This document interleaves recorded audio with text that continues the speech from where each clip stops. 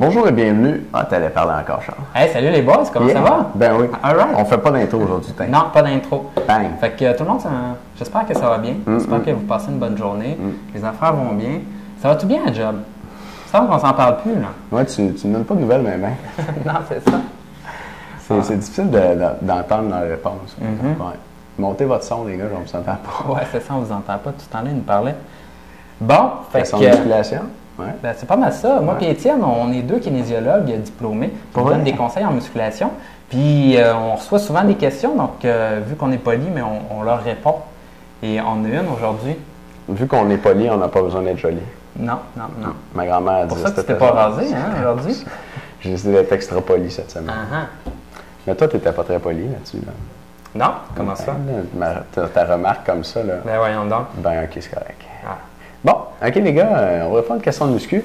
Méthode 4x20, juste avant, méthode 4x20 avant cette semaine, l'information est en dessous de vidéo. C'est une méthode qui vous aide à perdre le plus de gras possible dans des entraînements de cardio de 20 minutes et moins. Donc, si vous n'aimez pas le cardio comme moi, c'est parfait parce que vous en faites jamais plus que 20 minutes avec ça. Puis ça vous dit tout comment le faire avec un beau programme sur 4 semaines.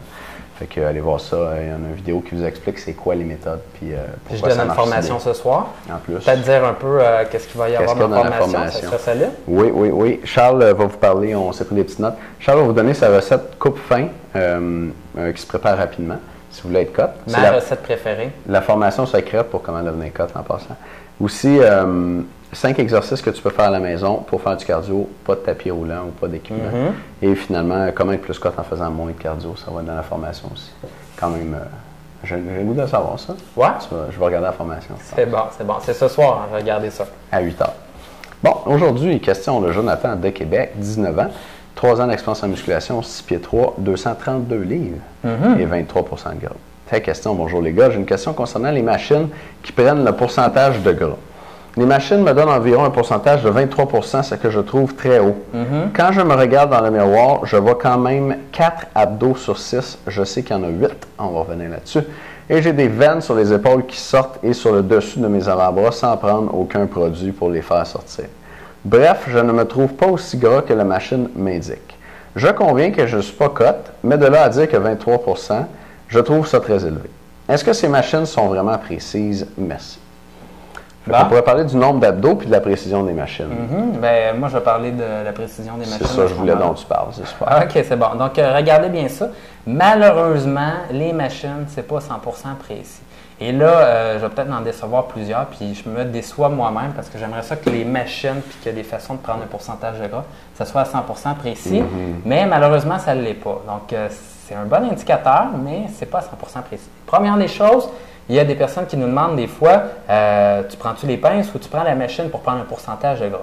La différence entre les deux, c'est qu'il y a plusieurs équations différentes, par exemple pour les pinces, et à ce moment-là, grosso modo, ce que j'ai à dire, c'est que la différence entre les pinces et les machines, c'est que ça donne à peu près la même validité. Donc, ils se sont rendus compte que c'est à peu près aussi valide. Donc, souvent, quand moi, je suis avec mes clients, je vais avec la machine parce que c'est tout simplement plus rapide qu'avec les pinces. Donc, pas obligatoire d'avoir le professionnel avec les pinces pour chacune des mesures, rentrer ça dans le calculateur sur l'ordinateur puis trouver ton pourcentage de gras à la toute fin.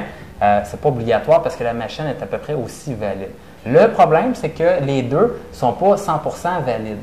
La méthode étalon qui existe pour trouver le pourcentage de gras, de 1, c'est quand tu es mort, puis il enlève tout ton gras, puis il découvre finalement, il pèse ça dans une balance. OK, Étienne, il y avait tant de gras, puis ça pèse tant, fait que c'est tant de sa masse qu'il y avait au total.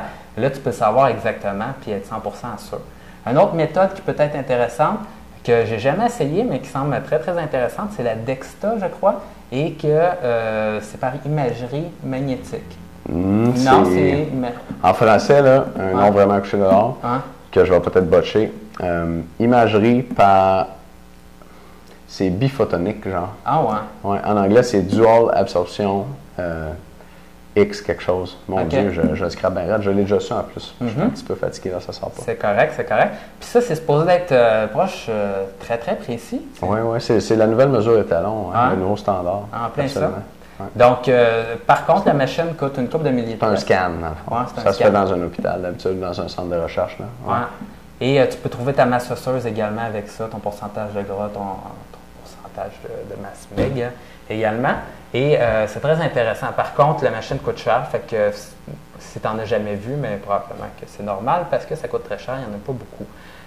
Donc, ce que ça nous laisse également, puis je peux vous dire, il y a aussi une autre méthode qui était de rentrer des personnes dans de l'eau, puis avec le principe d'Archimède, ils calculaient le pourcentage de gras des personnes. Peut-être que vous avez déjà vu ça à la télé.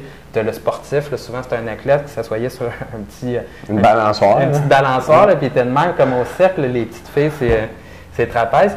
Puis tu te fais rentrer dans l'eau, puis là tu es de même, puis là tu te fais sortir de l'eau toute mouillée, puis là ils disent OK, tu as tant de pourcent de gras. Puis finalement, ce que j'ai compris, moi, en discutant avec des profs à l'université, c'est que c'était même pas si valide que ça, puis c'était supposé être la méthode étalon dans le temps. Donc, tout ça pour dire que la méthode la plus facile pour vous, c'est la machine. Et au niveau de la machine, il y a une différence. De un, c'est qu'il y a une équation mathématique qui est rentrée à l'intérieur. Vous avez deux choix, soit l'équation normale ou soit l'équation Acklett. Et malheureusement, il pourrait y avoir d'autres équations qui rentrent là-dedans. Par exemple, si vous êtes une personne de couleur, l'équation n'est pas supposée être pareille. Si, je ne sais pas, si vous avez comme 10 ans, ça ne marche pas avec l'équation non plus. Et bien sûr, l'équation est plus précise pour une personne de type moyenne, genre 5 et 10, 160 livres, qu'une personne comme toi, Jonathan, qui fait 6 pieds 240 livres. Malheureusement, lorsqu'ils ont fait leur étude, il y avait probablement peu de sujets de ta taille et de ton poids, donc il y avait moins de données, donc la formule est moins précise pour ces personnes-là. Et lorsqu'on prend notre pourcentage de gras séparé avec les pinces ou la machine, on se pose toujours la question, est-ce que je prends la formule Acklett ou la formule normale? Puis là, le problème, c'est que la majorité des gars rentrent un petit peu entre les deux. Donc, si tu t'entraînes un peu, mais tu n'es pas non plus un athlète, là, tu te demandes si tu devrais te mettre normal et Acklett. Et il y a une grosse différence dans le pourcentage de gras avec la formule normale ou Acklett. Tout ça pour dire que, malheureusement, ce n'est pas 100% précis, mais ce qui est vraiment intéressant, c'est de pouvoir voir la différence d'une journée à une autre et de pouvoir comparer ça de cette façon-là. Très bien. D'autres choses à dire? Ben oui. Moi, dans une étude de validation, j'avais vu que les mesures par bioimpédance comme ça étaient précises à plus ou moins 4,5 dans l'échantillon qu'il avait évalué. Donc, toi, Jonathan, tu vois à 23 tu pourras avoir un pourcentage de gras jusqu'à 18,5 puis et tu sortiras un 23 quand même. Donc, plus ou moins 4 c'est vraiment large. Donc, tu peux être 4 en dessous, 4 au-dessus. Donc, pas très, très précis. Au niveau de la validité, il y a un autre concept en recherche qu'on appelle la fiabilité, c'est-à-dire, OK, tu te donnes 23, mais si dans 2 heures tu remontes dessus, elle donne encore 23, puis demain matin, elle va-tu te donner 23, puis demain soir, elle va-tu te donner 23. Si aujourd'hui, elle donne 23 ce matin, puis demain matin, elle donne 20, genre, mais tu n'as pas perdu 3 de gras en une journée. C'est que non seulement la mesure ne donne pas ton vrai chiffre, mais qu'elle donne un chiffre différent d'une mesure à l'autre, d'une fois à l'autre que tu passes dessus. Et ça aussi, les balances par bioimpédance, donc les machines qui donnent un pourcentage de gras sont connues pour avoir des défauts de ce côté-là. Mais il y a des choses que tu peux faire pour réduire cette variation-là d'une mesure à l'autre très rapprochée dans le temps. Et ce qu'il faut que tu fasses, c'est te peser, le mesurer toujours dans les mêmes conditions. Donc, ce que je recommande, moi, c'est le matin, à jeun, après être passé à la salle de bain, idéalement peut-être en sous-vêtements, au nu, donc toujours dans les mêmes conditions. Et tu vas obtenir des résultats très faussés si tu le prends après l'entraînement ou si tu es particulièrement déshydraté, puisque la mesure dépend de la quantité d'eau qu'il y a entre tes jambes, par exemple, c'est une balance sur laquelle là, tu montes debout. Et d'ailleurs, si tu es très hydraté, tu as bu beaucoup d'eau, très hydraté, à ce moment-là, ton pourcentage de gras va être plus faible sur la machine. Et si...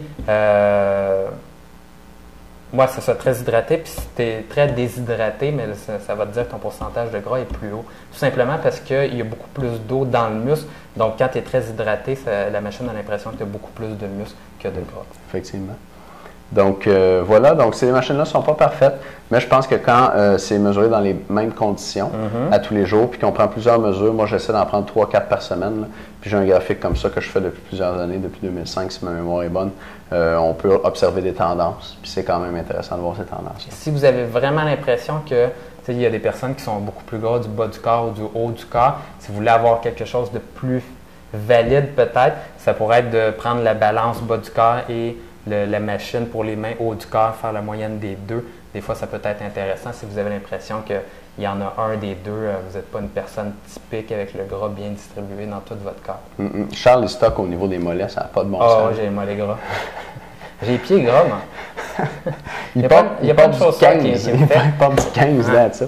OK, ben, Jonathan. On avait à dire pour les membres, ouais, les membres, on va parler du nombre d'abdominaux. Tu vois, Jonathan, il dit qu'il en voit 4 sur 6, mais qu'il y en a 8.